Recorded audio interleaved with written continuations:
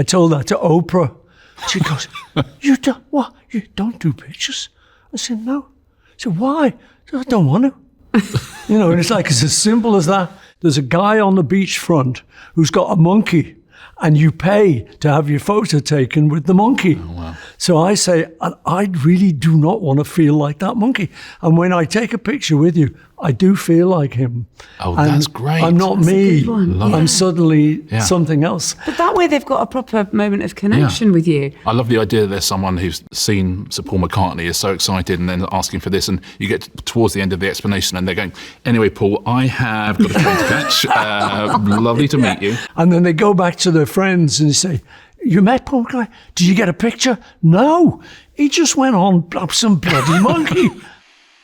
The Rest is Entertainment is presented by Octopus Energy. Now, celebrity culture has a way of taking very small preferences and promoting them until they require a lot of paperwork. Yeah, it's like the first time you ever go on a show and you say, oh, could I have some sparkling water? And then like forever it's like, oh, he has to have sparkling water. It must have sparkling water. It's very, very important. And that's what we call the rider. The rider, right. In some cases, the rider didn't stay sort of practical for long, It started as a wish list and then it sort of strayed into a kind of a hostage note from the ego. There was a point in J-Lo's ego where she was having like, the white drapes, the white candles, the white, absolutely everything, white flowers, white, sofas, everything. Most people don't actually need a rider in this life of ours, however, but there is something reassuring about not having to specify everything twice and this or is more. One of my absolute favourite things about Octopus Energy. If you ring them about anything, your number is recognised and you'll go through to a team who deals with you and have dealt with you before. So yeah, you have a team, they recognise your number and you go through to people who you don't have to explain the same thing to 15 times.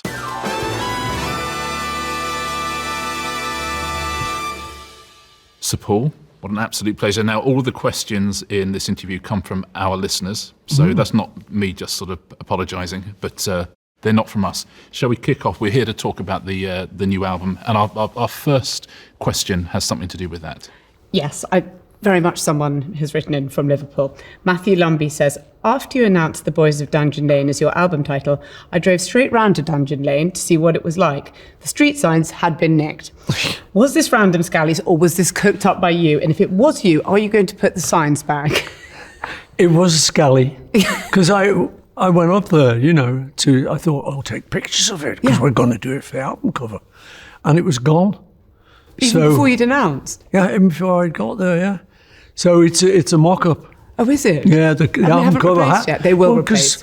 Yeah, I think they may replace it, but it'll get nicked again. Oh, it'll get nicked. So that was it. It was there when I was a kid, but I think the philosophies have changed. Because when you're a kid, no one would dare nick a street sign. It's just something that the older generation do. You must have been responsible for almost more street signs being stolen than anyone in history now. Yeah, that's Abbey Road, Penny Lane. Yes. I mean, there's a lot Lane. of them. Dungeon Lane is going to be the new one. Well, let's talk a little bit more about Dungeon Lane. A question from Matt Creasy, who says, your most recent album is about memories of Liverpool. When you were writing songs about the past, how do you make sure the music stays present? Well, because it is present. You don't really have to think about it too much. And because it's me writing it, so I'm writing it on a guitar or maybe a piano, and I can't really do much more than what I do. Mm-hmm. So, it's always going to sound sort of present-ish, no matter what the lyrics are. It's just the way I write. I write in all sorts of different styles, but they're all joined together by the fact it's me. Yes, they're all Paul McCartney. It's all Paul McCartney. You had a bit of a supplementary, Matt Creasy, which was, have you ever accidentally caught yourself writing a melody of a song and thought, oh, actually, I've already written that? Yeah. Or other people have written it. Yeah. We used to do that. Ringo used to come up with songs, and we'd say, Ringo, that's a Bob Dylan song. You go, oh. And John and I used to do that too. Sometimes we'd just have a great melody. Here we go here. And then it'd be like, isn't that out of West Side Story? Or something, It's easy to do. But when you do, so you're going back in your mind thinking memories of Liverpool at that time. Yeah. Do you also go back in time with memories of how you wrote songs at that time? Do you know that? Are you able to sort of connect with that teenager musically as well? No, I don't think so. I think, you you're lucky if you can write songs. You're lucky if they develop and your style develops. Yeah. So I can do things within that song you're talking about by my mum and dad, Salesman Saint. In it, we have the sound of an old 40s band. Yeah. So I can do things like that, which is, it's not my style going back. It's just that this is what they would have listened to. Yeah. There's a line in the song sort of says the only entertainment was a piano and radio, hot tea and cigarettes. Yeah. That's what I remember. Yeah. My dad was the family pianist at sing-alongs, and they both smoked ciggies and drank a lot of tea. So that's what I would just pick up on. It comes through, I have to say, people who are going to listen to this album or listens, it's so brilliant, and it absolutely takes us back somewhere whilst we're still in 2026. I think it's wonderful, yeah. It's a prequel. How do you tunnel back there? Jensen Tagg has written, and he said, Bob Dylan says that when he looks back at songs he wrote in his 20s, he doesn't quite know who that person is who wrote Blowing in the Wind. Do you feel similar? That there's obviously a bloodline to where you are now, but... Yeah, yes, it is. Only difference is I sort of know who that person was. Because there's a sort of line to what we did. We first came in this studio, Abbey Road Studio, as sort of just barely out of our teenage years. And we were writing songs then directly to the fans. Yeah. So Love Me Do, please. Please, please me, please. Black brackets. From me to you. She Loves You. It's all about me or you directly to the people who are listening. And then we start to get a bit different, So I kind of know, I remember who those guys were. It was people from Liverpool writing to the fans, first phase, then maturing a little bit and getting a little bit more artistic or whatever, So, yeah, I think I kind of do remember who I was. You always strike me as someone who's been able to totally preserve their innocence. How on earth have you managed that? Yeah, I don't know. People do put it another way. They'll say, "How have you stayed so normal with the Beatles and the whole thing, Wings, the whole thing?" And I think the truth is, it was with my family. I was very lucky. I came from a very loving family, very smart working class people. And I always say to people, don't underestimate the working class. Because, I can see the thing, thickhead, the plumber, what's he know? But from my family, I know that, for instance, my cousin Bert he compiled crosswords for the Guardian and for the Times. So, to do that, that's a pretty smart working class guy. Yeah, isn't it just? And, he's just one of us. Yeah. So we had that kind of stuff going on. Very smart, all the repartee. By the way, I think the reason that Bob Dylan doesn't remember writing Blowing in the Wind is because Ringo Starr wrote it. I think that's the case. Do you remember? Yeah, Do you remember when he did that? Of course. I think this is a great question from Khalid Saeed. He says, as someone who's been extraordinarily famous for possibly the longest time of any famous person, can you describe how being famous has changed in your lifetime? What did it feel like to be famous in the 60s versus today? Yeah, I think the big difference is in yourself. When you're first famous, you love it because it's what you're trying to achieve.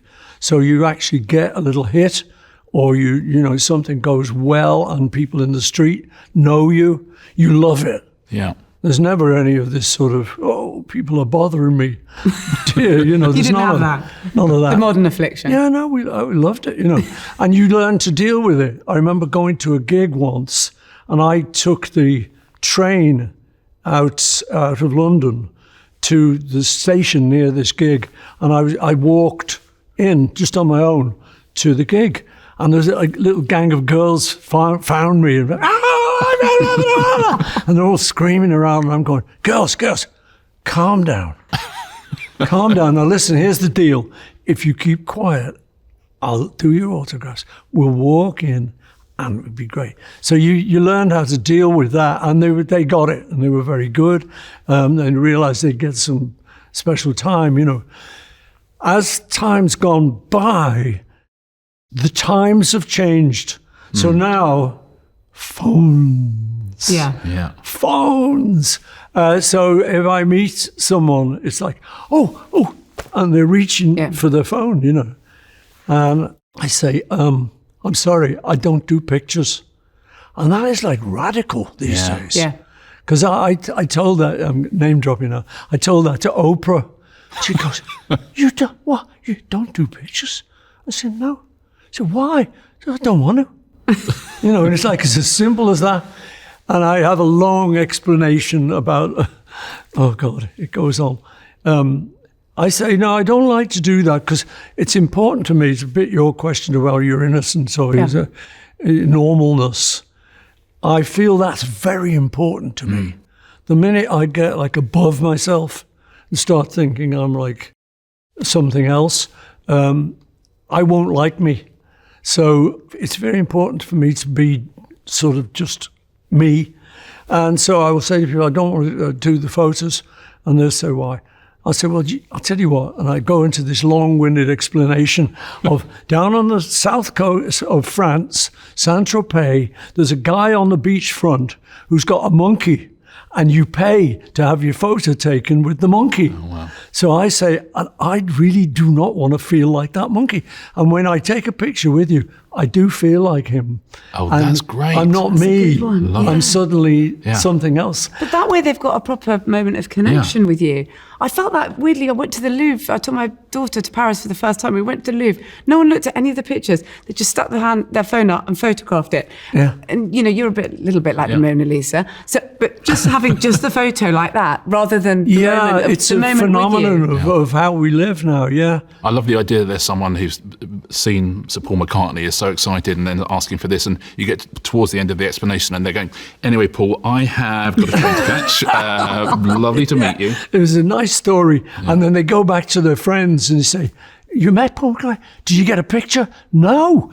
He just went on some bloody monkey. I had some special time. He told me an incredible anecdote about a monkey. It was something about the monkeys. I forget what it was. Do you feel the press and intrusion and things like that have changed since the 60s as well? Or I think they were always intrusive, Yeah. you know. I think it doesn't bother me, the press. I always used to call them lovable rogues because there is that element to them. Now, some of them are not so lovable. Yeah. But I don't mind, you know, it's their job. And so as long as what they're writing about you isn't too bad, I just think it's occupational hazard. Speaking of somewhat an occupational hazard, this is one of my favourite questions we had today from Philip Andrew, who says, even though you are very, very famous, have you ever been mistaken for another celebrity? No. Oh, that's good. Yeah, Yeah, you're the No. apex, the absolute apex predator of I was trying to celebrities. think, it would have been good. No. I think you have to play along in the moment Yeah. if you are. Yeah. If we move off music for a second, so I know you're a big TV fan. I know you love all types of culture. Laura Goldbolt says, if you had to be a contestant on a reality game show, which one would you choose and why? E.g. Traitors, Bake Off, Dragon's Den, etc. Pointless. Thank you. Absolutely. And not just because you... And that's a booking. That's an official booking. That's an official booking. It's Christmas week. Yeah. Pointless is one of my favourites. So that would probably be the one. Other favourite shows, Gogglebox, House of Games. There you go. With that He's Richard good. He's very Osman good, guy. isn't he? Very, yeah. I had another question from Rachel Ablett, who's the producer of Would I Lie to You? And she said, would you ask Sir Paul if he'll come on the Would I Lie to You Christmas special? We'd love to have him. Oh, my God. But on That's that show, another favourite. on that show, they do an interview with you where they sort of say, has anything interesting ever happened to you? And you'd be like, I said they'd be there for weeks. Now, Cherry says, you've always been a great character writer. Eleanor Rigby, Rocky Raccoon, Jenny Wren. Is there any behaviour that you see in people in the 21st century that still baffles you? The new types of I characters. think a lot of this influencer stuff, because I'm not that generation, I just don't really get it. But I see it. You can't help it. You know, it's on an Instagram where my wife will be looking and she'll be showing me something else, and then one of those will come on. I just think it's funny. I suppose it always happened, but people who don't seem to be particularly talented are like very famous, only very famous, billions of hits and views and all of that. So you've got to be careful about talking about that because it makes you sound very old-fashioned, which I am. Yeah, I think if you're Sir Paul McCartney, you're allowed to say that. Am I? Yeah. Yes, I think All right, I think you can good. get away with it. I'll continue. Yeah, in the same way you're allowed to name drop Oprah. Yeah. But we She was lucky to be named up there. She was lucky. She was lucky See? to appear in this. Yeah.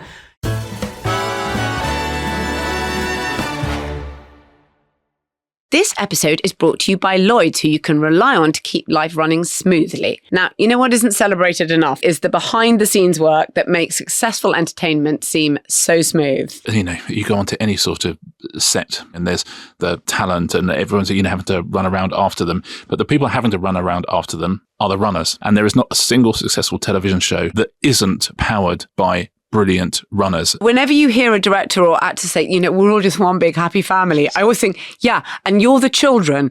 And the people who are like running around are actually always the youngest people on set because runners are always really young. Yeah. It's an absolute first job in the Entry level, business. yeah. And the other key thing is if the runners are good, you don't notice them because nothing goes wrong. And it's very similar to your bank. You just need them to be there when you need them. Well, like with the Lloyds app, you can check lots of handy things, little details, what payments you have coming up, what subscriptions you're paying for. It is this kind of helpful, smart stuff that makes 14 million people bank on Lloyds. And that's based on Lloyd's internal customer data from March 2026. But we just want to say thank you to all the runners and thank you to Lloyds.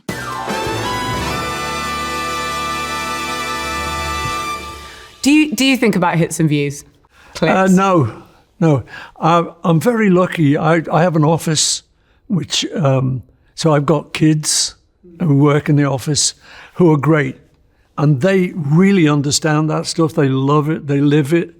So they will just tell me what is a good thing to do, and you could do that, and that would be good. So I don't really think about it. I'm just led. See that ring in the end of my nose? Stick a hook in it. Just do what you're told. Lead me anywhere. And so that's interesting because you've had every type of success you could have and you've lived through all those things of, we want to sell out this venue and then we want to, go abroad and then we want to have a record out and then, we want to have a number one. What does success mean to you now? So with the new album, which you're obviously very proud of, what does success look like now when you release a new record? I think that people would like what I'm doing. Yeah. It was always the kind of bottom line. But now that's really the only line. If I go out on tour, then that the audience likes the new songs. But I know they don't. Audiences don't like new songs normally. I mean, I'll say to them, okay, I say, we're going to do a new song now. And I say, and I know you don't like it because whenever we do a big Beatles song, your cameras all light up and it's like a galaxy. Yeah. At night, I said, when we do a new song, it's like a black hole. And it is true. They don't really want to. But you should say, those songs are new as well. Yeah. There was a time. No, so I think it's just the people liking what you're doing, which is the old. Yeah. I think that's basically what everyone wants. My kids laugh at me because they say, you like adulation, don't you? I say, yeah, you can adule me anytime you want. Do you like adulation? That's an interesting question. I do. I do, and I think... Is that because it means you've done a good job, or is there like a personal ego in that, or is it you want people to love the thing that you've created? I think it's that. It's that you've created something, if you're writing a song, that you think is good, and you think, oh yeah, wow, I really cracked it here. So when you record it and then it goes out into the world, your babies fly out into the world. If people like it, it's sort of what you're looking for. Yeah. I mean, beyond just the satisfaction of creating a piece of art, once it goes out, it's like, I mean, the single off the new album, Dungeon Lane, is called Days We Left Behind. Mm. And I've had a lot of feedback of that. A lot of people say, I was crying. Because it is a very emotional song. And the verse that gets me very emotional is it sort of says, nothing stays the same. Yeah. No one needs to cry. And it's like... Yes. That's the line that makes you want And to you're cry. deliberately trying to make them cry by doing that. We get I don't know, where's it come from, Richard? Yeah. I don't know. But no, it is great if something you've done and you think, that's pretty good. And then people actually feed back and say, you know, I love what that was. I think that's all I'm looking for. Contemporary artists seem to have a much harder time saying, I actually love the adulation. Why is that? Why do they have a harder time? Look, think about it. What is it we start off trying to do? We're at school. You go to the careers master and he tells you you're hopeless. There's nothing out there for you. You know, you made something of yourself. So you would always go, oh God, you know, okay. And then we go in a group and then you start to do well and things. And what is it you're looking for? You're looking for approval or looking for money, looking to get out of your circumstances and rise in the world. But I don't think there's any point being shy about that. I think everyone knows. Anyway, if you're in a job, you want promotion. Yeah. Or, you know, if you've got a show on television, you want ratings. Exactly. House of Games, 6:00 every day. BBC Two. Yeah. I think that of the billions of people that have ever lived on the planet, you've had one of the most extraordinary lives of any of them. If you think about where you came from and where you ended up, this is just philosophically, what is it like to be Paul McCartney when you wake up in the morning? If you know what I mean by that question, what do you think about the life that you've lived and what happened to you and how it happened? It must feel extraordinary. Well, you know what? I think my shield against that is to try not to think of it too much. Yeah. Because I often think, well, wait a minute, you know, I'm looking for sort of one little success. Great. But then if I've got a few. Yeah. You know, I got that and I got that song and I got that song. If I really, Paul, you've great, man. I think my head would explode. Yeah. So I kind of try and sort of dampen it down a little bit and sort of think, yeah, that was okay. That was a good one. And I don't really feel like him. Yeah. He's the famous one. Yeah. I'm sort of the guy who has to go up and have breakfast. Well, that's it. But when you're watching, you know, there's so much footage of everything you did, and that must feed into it a bit. You have to watch some of it, presumably. Yeah. And just a constant reminder of what's happened. Yeah. We're here in Abbey Road. I mean, obviously, you have to come in and you go past the crossing and like there's a massive queue outside today, every day, of people waiting to do it. When you drive past that, do you just think, I remember doing that once? I don't like the idea that you've been striving all your life for success and fame or whatever it is the success is, and then you turn around and go, nah, don't like it. I think that's churlish. I think, you know, what you want to do is go, I've got here. I'm here, you know. What did I want? I wanted that. Okay, I've got it. So just be happy with it and don't go crazy because what's the Eagles line? The wheels... Don't let your wheels drive you crazy. Oh, yeah. Don't let the sound of your wheels drag you down. There we go. No, it's almost there. This seems really mad asking you about this because, as I say, you've done very well. But I do think people are really interesting when they talk about their failures. And we have a question from Lux Adams. He says, John was often unfairly dismissive of his prior work, referring to some of his greats as rubbish. Are there any of your own contributions that you sometimes secretly look back on and think, Yeah. Yeah, you know, you get some songs you think didn't really work or didn't achieve what you wanted to achieve. But you can't win them all, you know. I have a song called Bip Bop. And it's just very bip bop, bip bop, bip bop, bip bop, bip bop. And I was looking back on that and thinking, gosh, how could I get away with that? But I was with Trevor Horn, the producer, and Trevor said, that's one of my favourites of yours. So seeing it from his perspective, I thought, you know what, he's no slouch. Maybe it's okay. But yeah, that one I think wasn't that great. Are there songs, though, that you have to play that you sometimes think, I'd really rather not play that one today. Because if you think about the amount of times you played some of the songs. I'm kind of lucky because I don't get that. Yeah. And you think I would with Hey Jude. Yeah. But the audience sings all of that, don't they? The thing is, again, what is it you're trying to achieve? If you're going out to do a show, I know who's in my audience most of the time. And it's kind of families. So it can be granddads, sort of my age, or it can be their kids. And then it can be their kids. So it's quite a spread. Yeah.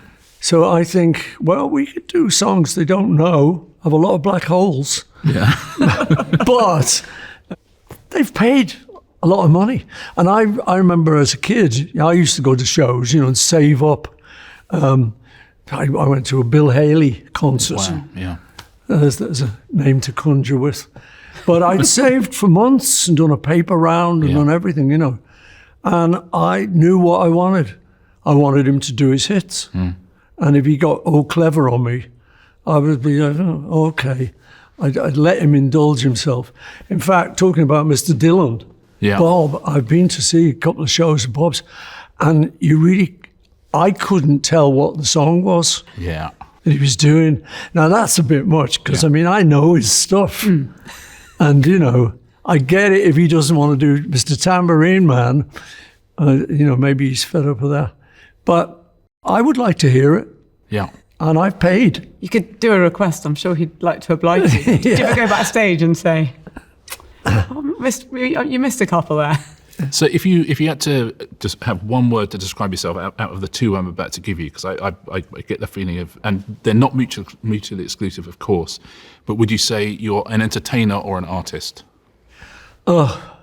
I'd have to say an entertaining artist. Yes, entertainer first, but then, you entertain by being an artist. I suppose, I'd like to think I was an artist, but then you do shows and you get these families and they've all paid to come in and they're not necessarily all rich.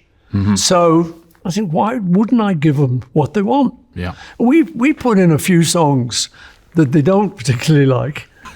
But we enjoy playing those. The band just looking at each other going, this one. Yeah, we love this one. But, I like, particularly these days too, you do something like Hey Jude and you see this whole audience singing together. Amazing. And in Trump's America, and the Republicans and Democrats all at each other's throats, when we do that song, they're not. Yeah, they're all loving it, and it's like, wow, this is pretty amazing. That suddenly this room has forgotten all of that, and is not, going to argue with each other. We're all just going to sing together. So those kind of things, I think, are valuable. I like that, and I also like it for them, I think. Yeah, but I say, genuinely, thank you for across the whole of culture to achieve what you've achieved, but still to maintain that, to understand that you're entertaining, you understand that you want to bring people together and to keep that spirit for a long time, I think is extraordinary with the ups and downs you've had. And so I know that you can't wake up in the morning and congratulate yourself on being Paul McCartney, but certainly from our listeners and from us, I want to thank you, because it's very easy to have a world that didn't have Paul McCartney in it. And the world is a better place because Paul McCartney is in it. Thank you, Richard. And I would say I'm a fan of yours. That's all I'm going to say. Let's just leave it at that. Let's leave it at that. It's never going to get any better than that. Primetime Beatles, Paul, John, George, Ringo, House of Games. Who wins the trophy? Oh, the Beatles. All of them together? All of them together. Okay, that's fair enough. You're just going to have to accept that, I'm afraid. Exactly. You can't beat the Beatles, Richard. You can't beat the Beatles. Exactly right. You're not in the Monkees, you're in the Beatles. So, Paul, thank you so much. It's been an absolute pleasure. Thanks for giving me your time. And also, thank you for still making such brilliant music. This is a terrific album. I know you had a listening party this afternoon and people were in floods of tears, and I can absolutely see why. You still got it. Oh, boy. Thanks you so much. Thank you.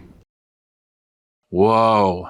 So Paul McCartney, I was trying to get him to tell me which member of the Beatles would have won House of Games. I think maybe I didn't word it correctly. That's why we should always have our listeners' questions instead of mine. Yeah.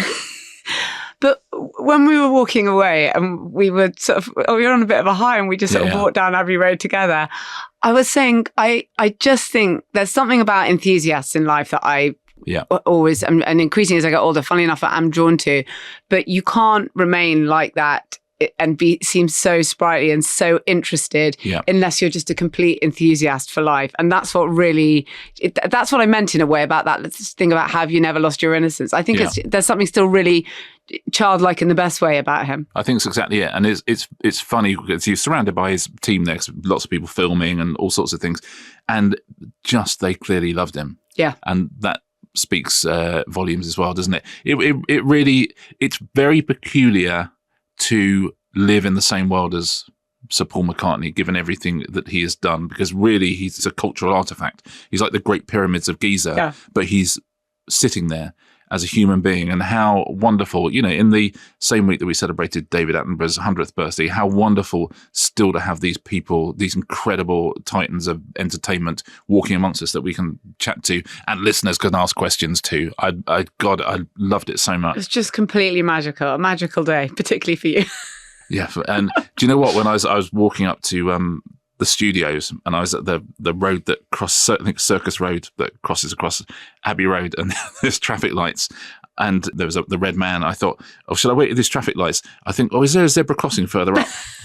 I genuinely thought it. You thought, yes, there is a zebra crossing further up, it turned out.